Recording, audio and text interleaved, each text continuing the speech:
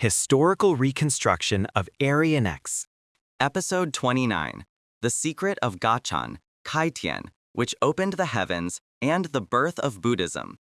It seems that people around the world are completely unaware of the true nature of Buddhism. Of course, even in the majority of Asian countries known as Buddhist nations, the truth of Buddhism remains unknown. On this occasion, I will reveal the truth and essence of Buddhism. Do you know what Bulgyo, the bright teaching that is the core of Eastern thought, Yugyo, imbued with the ideas of Confucius, and Sengyo, the mystical teaching, have in common? The common Chinese character included in Bul, Yu, and Sen, which are known as Eastern thought, is the character for person, in. This means that Yubul Sen, or Eastern thought, is centered on the person. The Christian concept of an absolute creator God, as you know it, does not exist in Eastern thought. The Bul in Bulgyo means bright teaching, and the place names based on this character, Bul, are the very names that appear in countries and regions around the world, such as Berg, Sk, Va, Do, Bal, Per, and Par. Before delving into the core of the bright teaching of Buddhism, I will once again show you an example of how religion has been manipulated. First, I will reveal the true identity of the Messiah, the Savior who appears in modern European Christianity.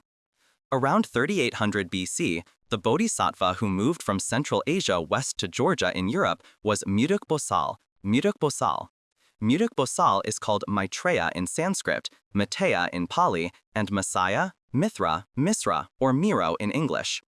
According to encyclopedias, Muduk Bosal, Maitreya in Sanskrit, Mateya in Pali, is a bodhisattva who is believed in Buddhism to be the future savior, who is currently a bodhisattva but will appear as a Buddha in the next world.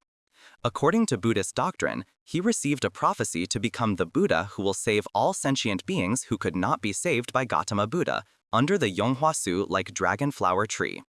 The Pali word Mateya is cognate with Messiah, and its meaning is also future savior.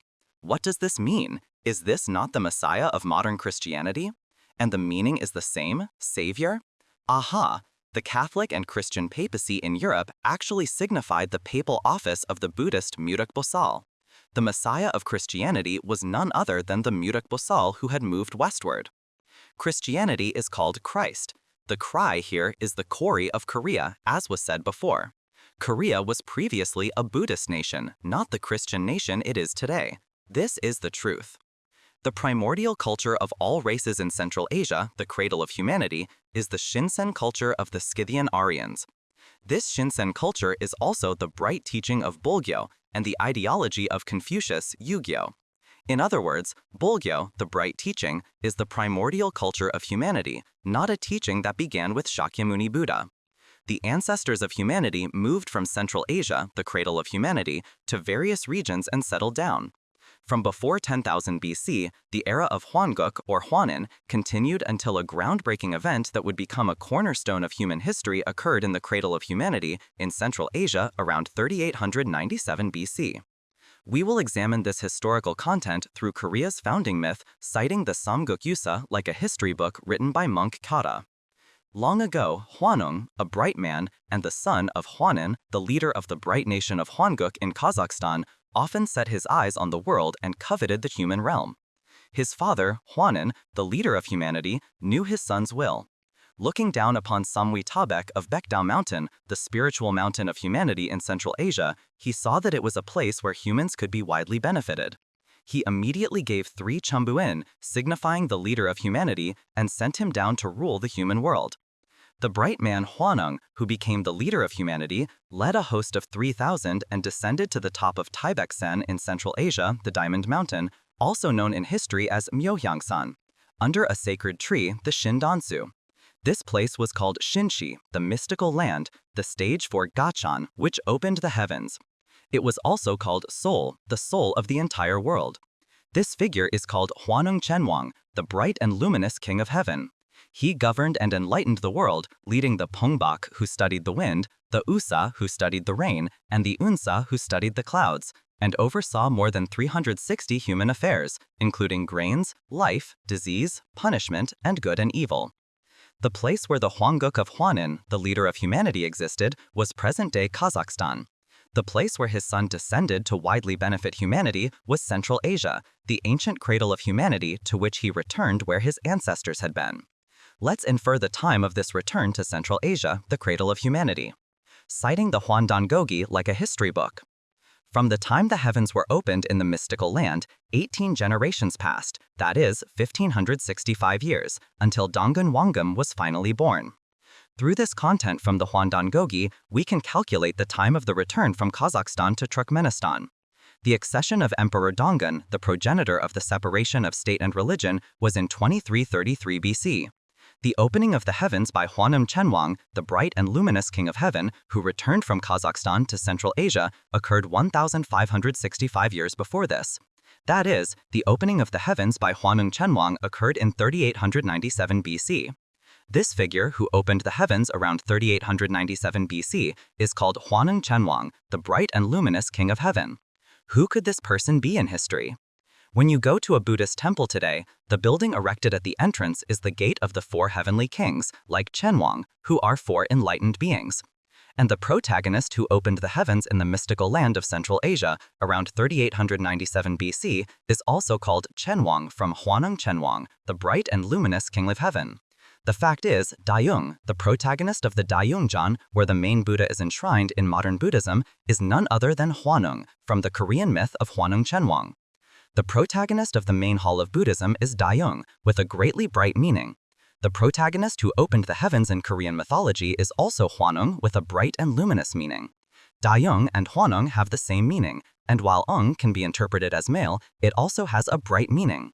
Angkor Wat, Ankara, Montmartre, Mont Saint-Michel, and the Ung and Mung in Mongolia all derive from Ung, meaning a bright person.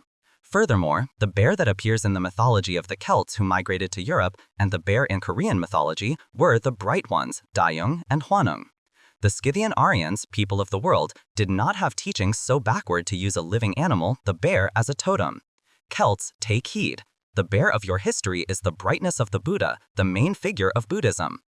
Buddhism is the bright teaching. In other words, it is not a belief held by a few countries in the East, but the Shinsen culture of all humanity and the essence of the Scythian Aryan culture. That is why at the beginning, I revealed the truth that the savior Messiah of European Christian culture was none other than the Buddhist Mudok Bosal. Now, then, in episode 27, I mentioned that in the Yuyak, the core of Eastern thought, there are the 5 directional colors of East, West, South, North, and Center, and that the directions of these colors correspond exactly to the directions of human migration.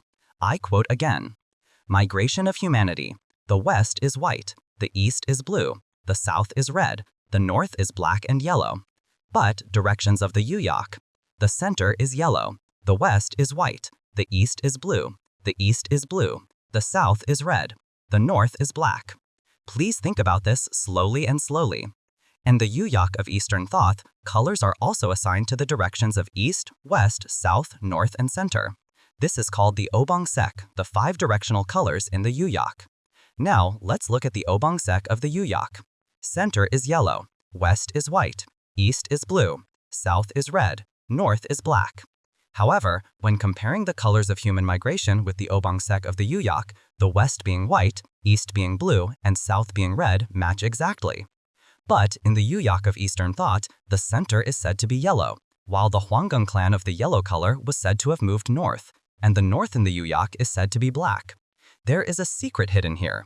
That is, in the Korean geography book Sinjun Donggukyoji Singnam, it is stated that yellow and black are in the same position. In other words, the yellow of the Hwangung clan who went north can also be black. And as the yellow of the Hwangung clan who went north returned to Central Asia around 3897 BC, the Obang-sek for the 5 directions of the Yuyak of Eastern thought was completed. Now, let's look at the Obang-sek of the Yuyak again. Center is yellow, West is white, East is blue, South is red, North is black. We can see that the migration of humanity is accurately represented by the Obang-sek of the Yuyak. Thus, the central point of human history was in the Yuyak of Eastern thought. The birthplace of Shakyamuni Buddha, the beginning of Buddhism, was present-day Kazakhstan. He moved from there back to Central Asia and saved the world with the spirit of Hongik Ingan to widely benefit humanity and compassion. Therefore, the Buddha, the origin of Buddhism, was born not in present-day India but in the Korea of Central Asia.